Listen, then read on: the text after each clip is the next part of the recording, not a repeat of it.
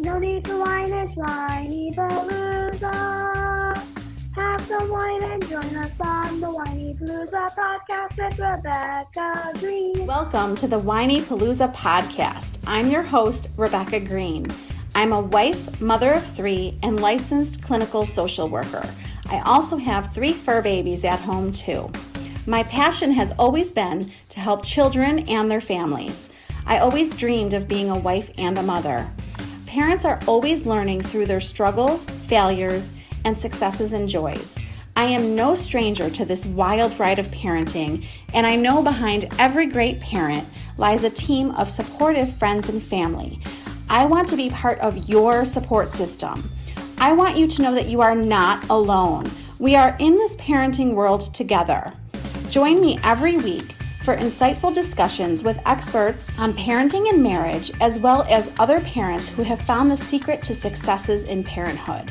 You'll learn tips and tricks to make life with your family better than ever. I hope you will follow along with me while we dive into what it takes to achieve a happy family. Hello, everyone. This is Rebecca Greene for the Whinypaluza podcast, and this episode is airing on June 25th for my birthday. So I decided that today is going to be all things Rebecca. And instead of interviewing someone, I literally told my husband 5 seconds ago that he was going to ask me questions. So he's amazing. He's like the best podcaster ever. So I know he's up for the challenge. So let's see what he comes up with in this All Things Rebecca episode. All right. So no pressure. First of all, happy birthday, since this is airing on your birthday. Thank you, honey. What are you excited most about the next year of your life? Man, you're going to make me think. That's the only issue with you. Right. You did ask me. This is all your fault. We've been talking about so many things. I'm going to start with the fact that I'm really excited about where you and I have brought Whinypaluza over the last year. And I'm really excited for what's to come ahead because, as you know, I'm working on my second Whinypaluza book. I'm excited for the podcast. I'm loving the podcast, so continuing that. There was other stuff that I lost. Hold on. What was the other stuff I was excited about? I'm excited about our children, of course. They do so many amazing things, and I love watching what they do, including Lily's dance recital today. That was amazing. I'm just excited for my kids to grow another year and see what talents evolve. And my talents evolving, your talents evolving, and no pressure, but we are discussing possibly a pool and a hot tub. So that really excites me. But yes, I would agree with all of that. You have, for our entire relationship, told me that you are a baby person. And you absolutely love babies. It's amazing to see you excited about your teenager, tweenager, and tween wannabe. So what do you think is responsible for kind of that shift? Because you used to more, every time they got older, I would get excited and you would be mourning that they've got older and that they weren't babies anymore. So talk about that shift. Well, first of all, you can't swear on my podcast. Did I just, okay, I apologize. I didn't even realize. Okay. It's totally okay. No big deal. I'm seriously joking. I'm going to try not to get too emotional when I give you the answer to this question. I'm going to start with a friend of mine called me on, I don't know, was it Max's 10th birthday? And she knew I was going to be crying. Because my baby was entering the double digits, and you know how emotional I used to get on every birthday, and really shifted me because she said, this is what's supposed to happen. And she's like, the alternative is horrendous. And some people don't get to celebrate their kid's birthday. She kind of woke me up out of this birthday fog that I was having every year, because I was upset. I was getting older. I was upset. My kids were getting older. And now my 45th birthday is Friday. And I'm celebrating. Every time we have a birthday, it's a privilege. And I've totally changed my mindset. What do you think makes you the happiest? My family. I mean, you gave me you gave me our 3 kids, you gave me our 3 pets. Spending time with my family. You said, what do you want to do on your birthday? And I said, as long as there's a family adventure involved, I'm a happy woman.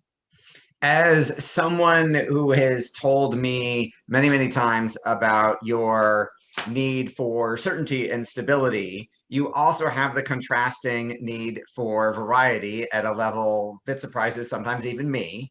Where do you think your need for variety and your definition of family adventure comes from? Because on the one hand, you will say, oh my, I would never jump out of an airplane. I don't want to go climb a mountain, things that other people might define as adventure, whereas Griffith Sculpture Park might be your ideal adventure. Where do you think that desire for the Rebecca definition of adventure comes from?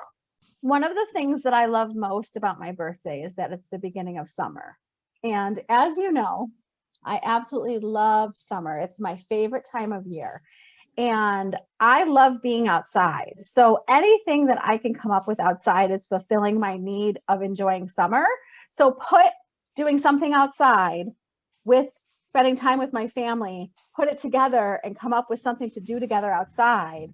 And those are like 2 of my greatest loves. What you talk about family a lot. It is a large priority for you, probably the biggest one. What does family mean to you? Oh, geez, they're like the reason for my existence. I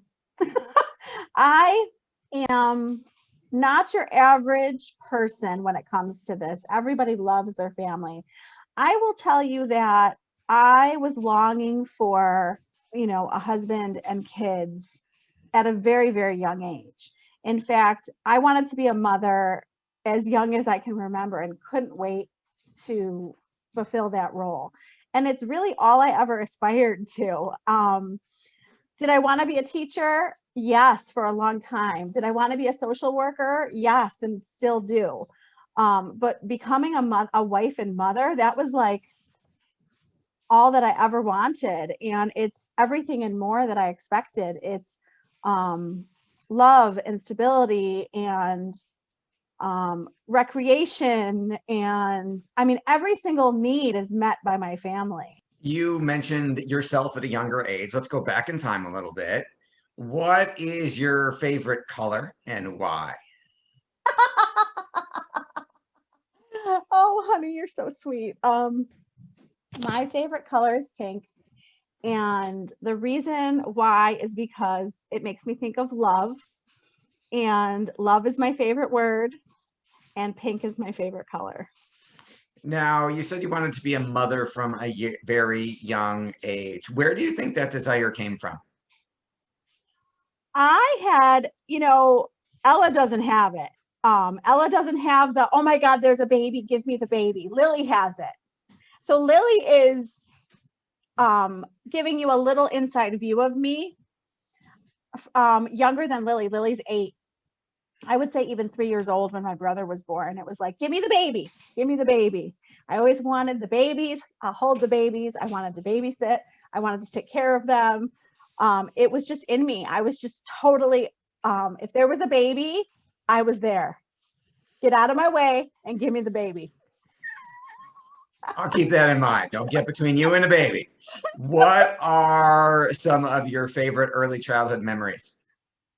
Oh my goodness. My parents gave me such a good childhood. My dad had his own pharmacy and my mother had her health food store in front of the pharmacy, and they both worked. They were both successful. They both provided so well for us. I would say some of my most vivid memories, so you're going to understand me a little bit more, is all of the pool parties. My parents put in a beautiful pool and slide and diving board, and my friends and I spent hours and hours in that pool. I'm trying to, cheerleading memories from high school, dance recital memories from middle school, softball games, and lots of gymnastics in elementary school. So many good memories. What do you think were some of the most important events of your childhood that kind of helped shape you into the mother you are today? Oh, geez. Well, I was parented by Supermom, the Energizer Bunny, right? That's what we call her. She is the reason that I am who I am. I modeled her mothering mostly, reacted against a lot of it, reacted against her saying no all the time. Hated that.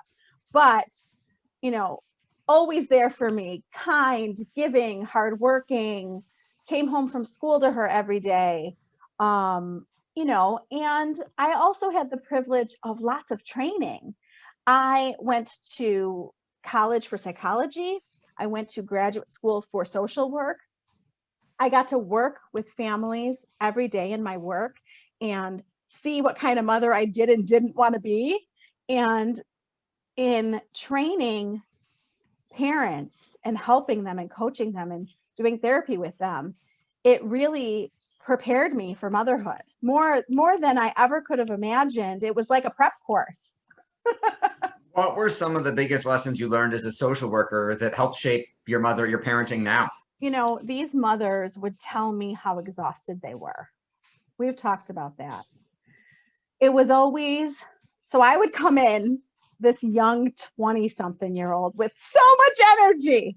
I had, no kids. Come on, I'll do this with you all night. And I would walk in and I would be full of energy and I'd be like, come on, I'm here. I'm going to support you. We're going to do this. I'm here for you. And would know exactly what they needed to do. And they would be like, but I'm tired. I'm exhausted. I can't do one more thing. And they would get up and do it. I saw so many exhausted mothers parenting their kids, and I saw how much mothers do. And I think that they gave me so much of my strength because I saw what they could do even without a partner. Lots and lots of single mothers. And I was like, if they could do this by themselves, I can do this with Seth. What do you like best about being a mother? Where did that question come from? Where do they all come from? Oh my gosh. The love that they give me and the love that I give them. And that's number one, but also just the way that they inspire me to be a better person every single day. You talk about mom being the Energizer Bunny, but your dad has an amazing work ethic as well. How did he inspire you? He's so smart. I'm laughing because I've told you this before. He would drop me off at school and he would say, now, Rebecca, school is for learning. It is not for socializing. And I would be like, Dad, I don't agree with you. And he, Max reminds me of him. Like, he's like the no nonsense. Like, if he was at school to learn. And I mean, his brain, he's so intelligent. And I think that he taught me so many things. One of the things is to stay calm and cool in a crisis. One of the things is to find out if you don't know something. And I don't know, he was always like the steady hand. Like, I could always go to him. He was always calm. He always had an answer for me. If I was upset, he always calmed me down. So definitely showed me how to do all of that stuff. Over the years, through the children's schooling, you have volunteered for a tremendous amount. Why is that important to you? That is such a good question that I have thought about, because Ella asked me the same question. It fulfills so many needs. When I started at preschool and I started at elementary school, I didn't know a lot of the mothers, and getting involved, you make connections, you meet people. The teachers get to know you, the administrators get to know you, the parents get to know you, and the kids get to know you. So it was like, not only was it giving me friendships, but I was also like giving of myself. So you're feeling good about yourself because you're giving your time and you're making friends. And I mean, just like listed off, Seth, there's so many needs getting met. And everyone was always so appreciative. So it made you feel so happy.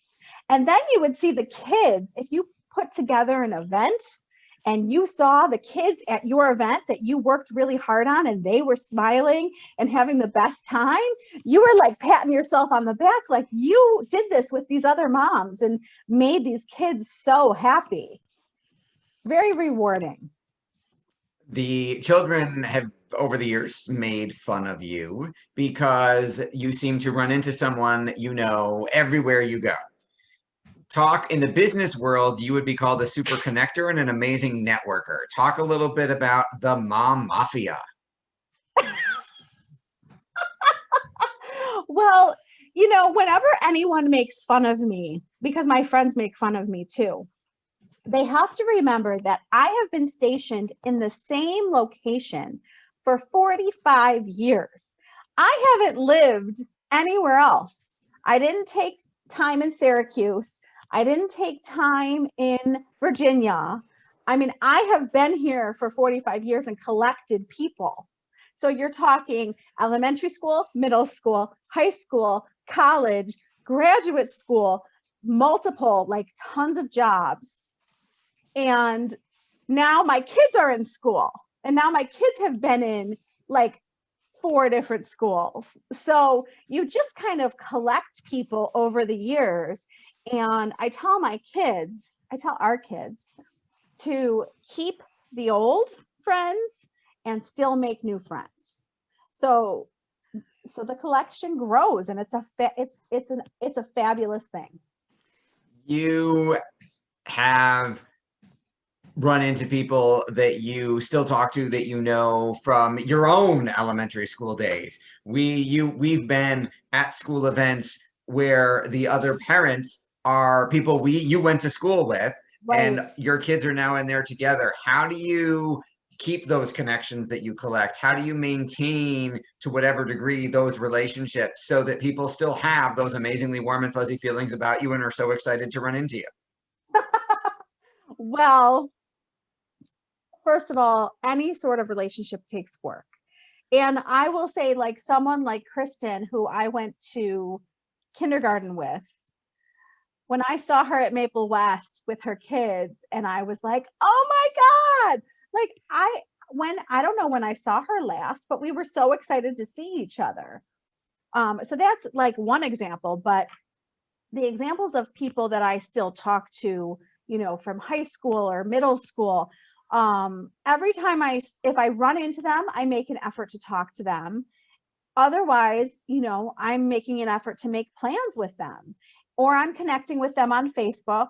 And I have to say that if you want to maintain any sort of relationship, whether it's a marriage, with your children, with your friends, with your parents, you have to spend time with people and you have to make an effort. You are an incredibly passionate advocate on behalf of marriage. So, and you just brought it up. So, what are some of what are some of your secrets to a happy marriage? I have studied marriage so much. It fascinates me. And, you know, I also ask you questions. I think that I would say the keys are, you're my priority. And when you don't feel like it, I make sure to change that.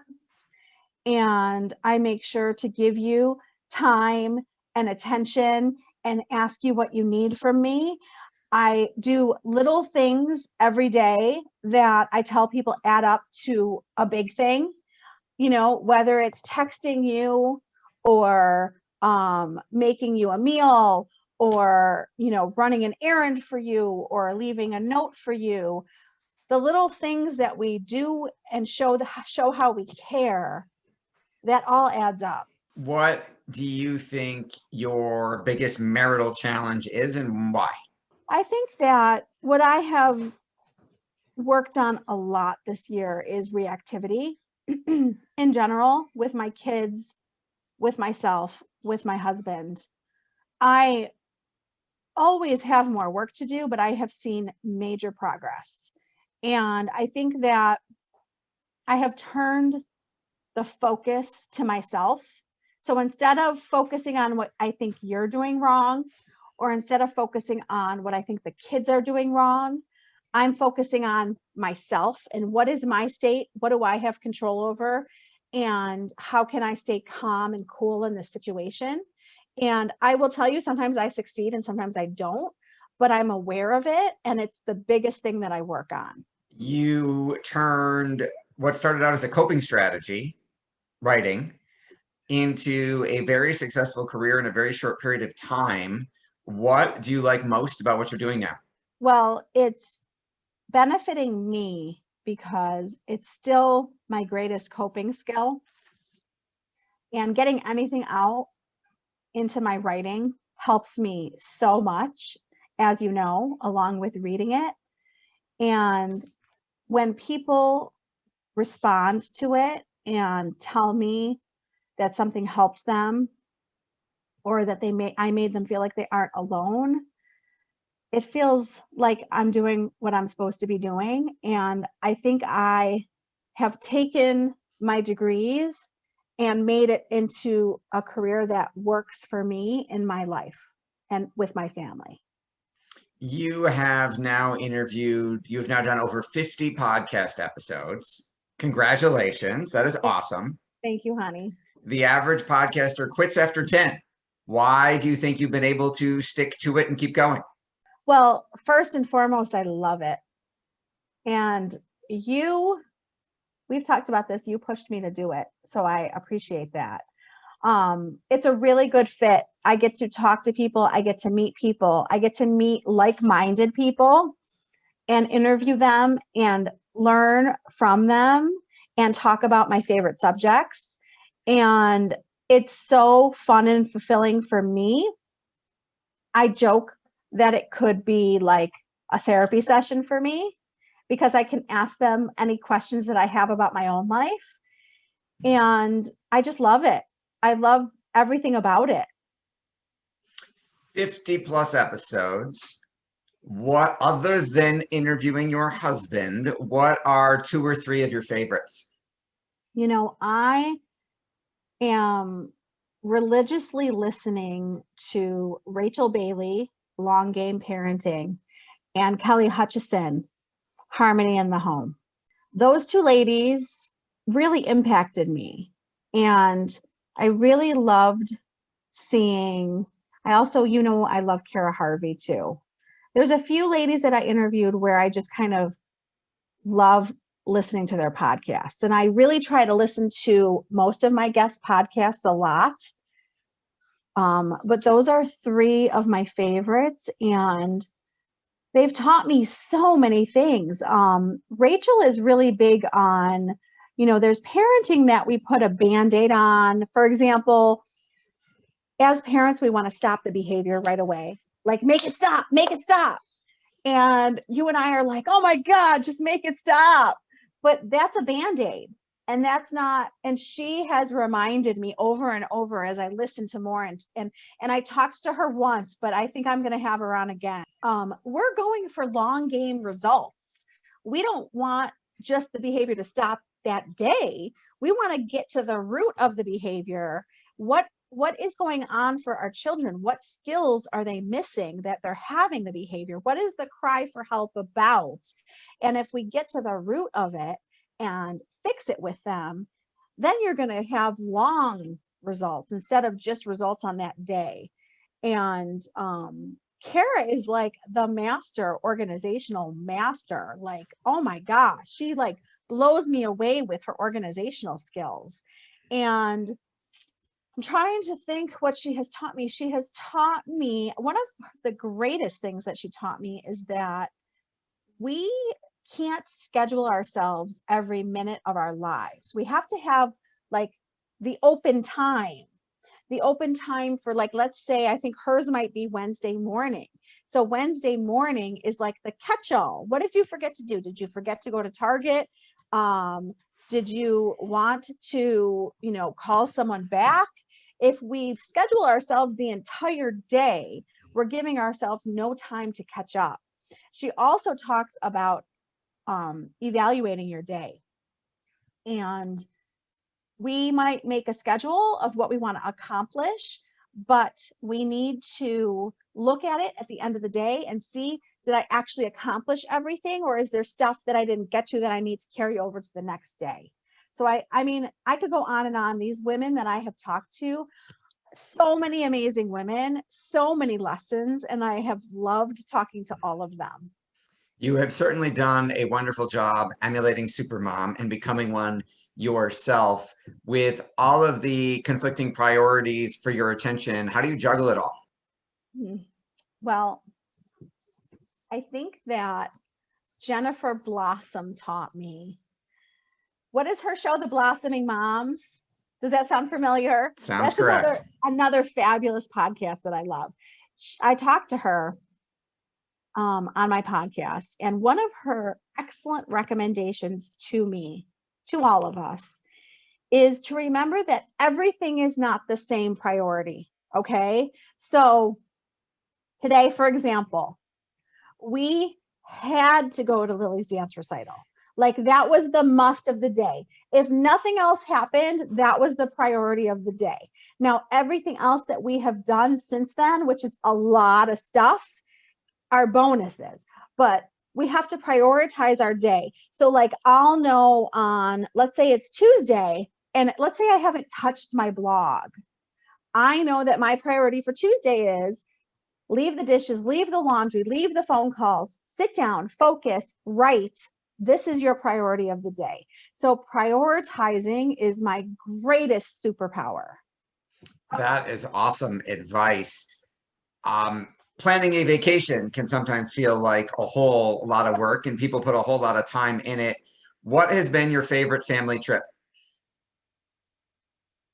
Universal. We went to Universal and we stayed at Westgate Lake, and I loved it so much. That was my favorite. Can we do it again? Anytime you're ready to get on a plane.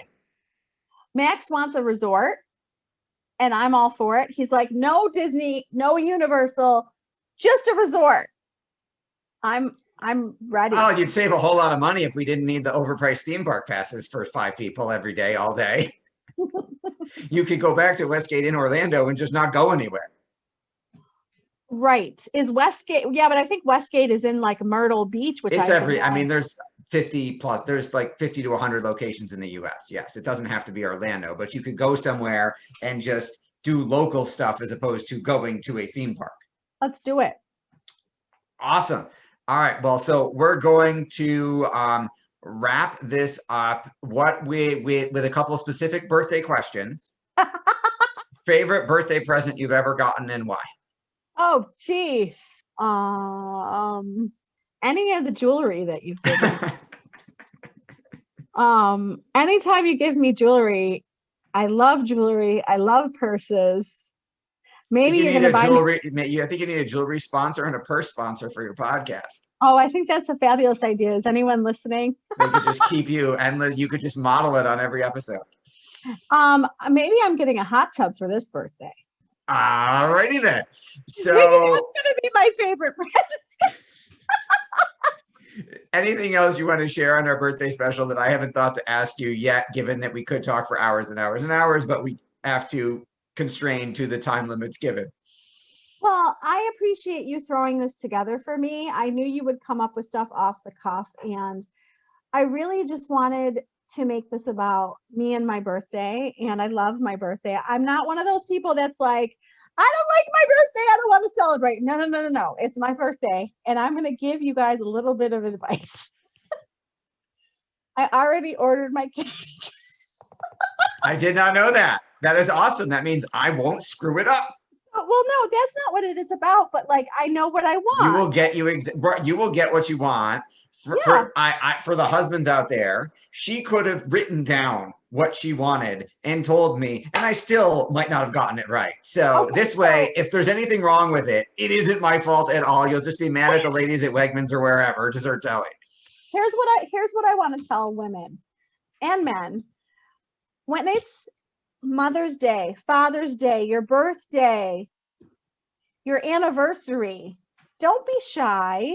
Make it, it's okay. You deserve to have a day that's about you. And you deserve to make plans that make you happy. So when my kids are like, I don't want to go I don't want to go on an outside adventure, I will say, it's my birthday and I do so much for you. You can do this for me. Yep. Little So mom guilt. don't be shy. Do what you want on your birthday, and please celebrate your birthday.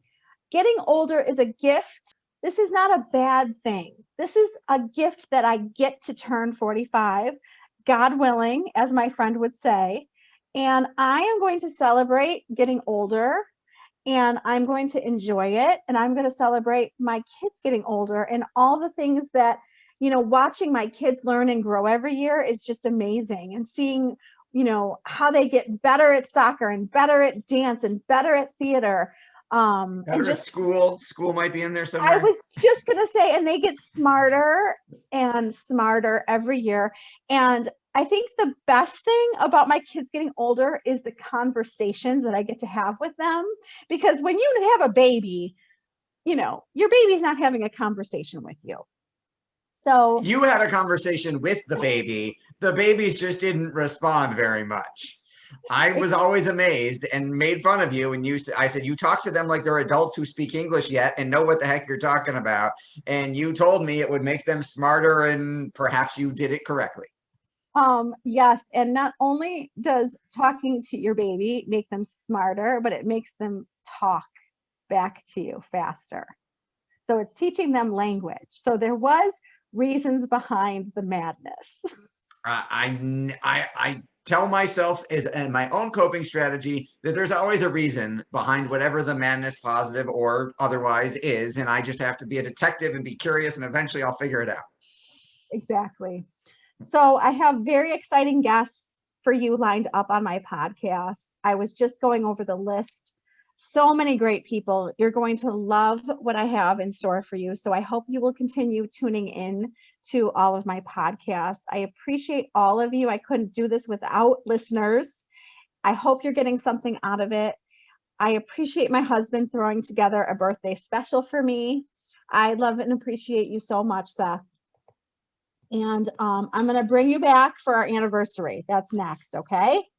I have no doubt it will be on my calendar. So this is Rebecca Greene for the Whinypaluza podcast, reminding everyone to spend every day laughing, learning, and loving. Thank you for tuning in to the Whinypaluza podcast. If you like what you heard, please be sure to subscribe so you never miss an episode. While you are there, leave a review. I love to hear your feedback. Thank you so much for listening. Until next time. This show has been produced by Market Domination, LLC. To discover how you can have your own show completely done for you and turn it into a real published book and become the authority in your marketplace, go to www.marketdominationllc.com/podcast offer.